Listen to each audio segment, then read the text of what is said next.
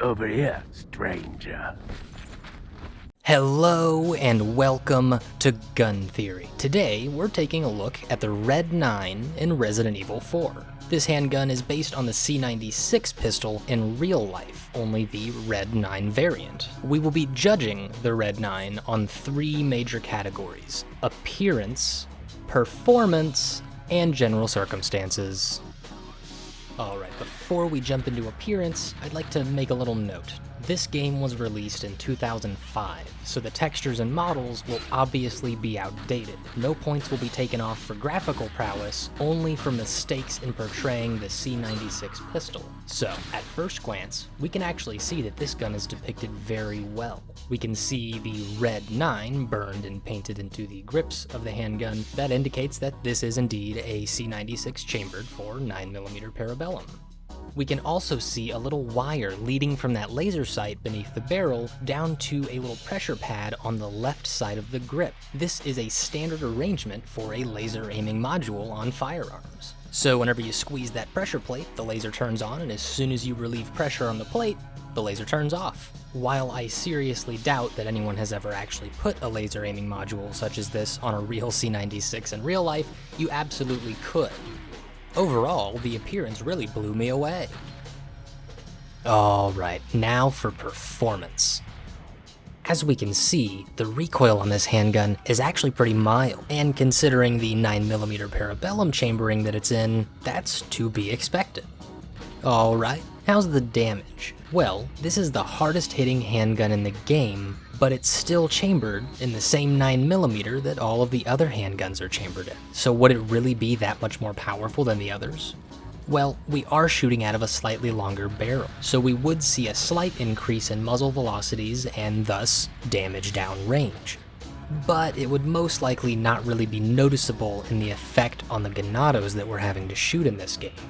So the only reason that I could maybe see for it to be so much more powerful is that they're thinking that it is chambered in the standard C96 cartridge 763 by 25mm Mauser, which is a very powerful cartridge. It's just a little bit weaker than 357 Magnum, which is quite a bit more powerful than 9mm. So we're definitely gonna have to take off some points here. Alright, well, how's the magazine capacity? It starts right at 10 rounds, which would be perfect. But we'll notice that as we upgrade, we can get all the way up to a 22-round magazine capacity, which has been done on various C96 models, just not this one. So we're gonna have to take a few more points off here. We'll also note that the reload speed on this handgun, even when fully upgraded, is the slowest reload speed in the game for handguns. And we can probably see why pretty quickly. It's not a detachable box magazine that Leon has to reload into the gun, it's a stripper clip. But I don't think they went far enough with increasing the reload speed. We'll see that Leon, it's just absolutely perfect every single time. The stripper clip, everything is lined up, everything is the right size, nothing's been warped, and he just gets them in there real fast and gets back to shooting. But in real life, you will almost never get that stripper clip to cooperate with you to get the rounds into the magazine so quickly. Normally, you'd be fiddling with it for a few extra seconds beyond what Leon does. Alright, now for general circumstances. Does it make sense that we would see this handgun in rural Spain in the early 2000s?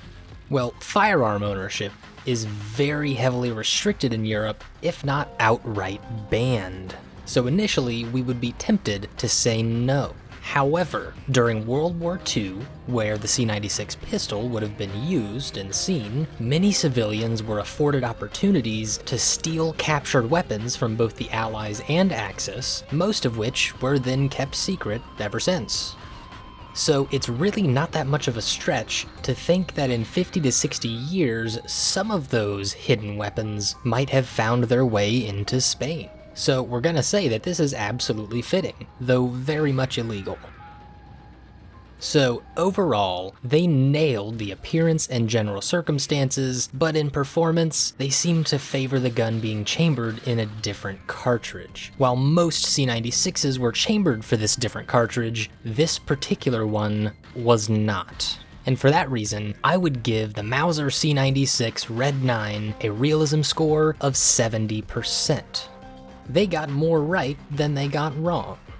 And so far, I think that the Resident Evil series has been doing more justice to these firearms than the other games we've yet looked at. But I hope you learned something. If you like this sort of content, please like, subscribe, and maybe even consider becoming a patron of this channel on Patreon. Thanks for watching, and I'll see you next time.